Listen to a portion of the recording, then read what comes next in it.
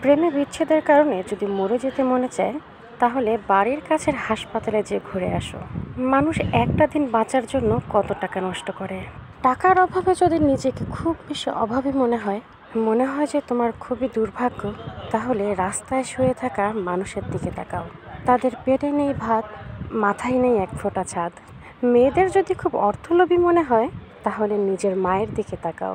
দিনের পর দিন না খেয়েও তোমার বাবার সংসার করে গেছে। পুরুষকে যদি চরিত্রহীন মনে হয়, তাহলে নিজের বাবার দিকে তাকাও।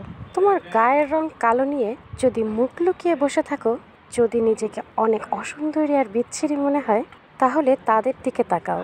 যে সমস্ত মেয়েদের অ্যাসিডে মুখ ঝলসে গেছে, তারা কি সুন্দর অবলীলায় চলাফেরা করছে। তাদের চেহারা নিয়ে তাদের একটু আফসোস নেই। মেয়ে হয়ে জন্মালাম কেন, বা মেয়ে হলাম না কেন, পুরুষ হলে ভালো হতো কিংবা মেয়ে হলে ভালো হতো, এইগুলো মাথায় ঘুরলে তৃতীয় লিঙ্গ মানুষের দিকে তাকাও। তাদের জীবনযাপন কেমন।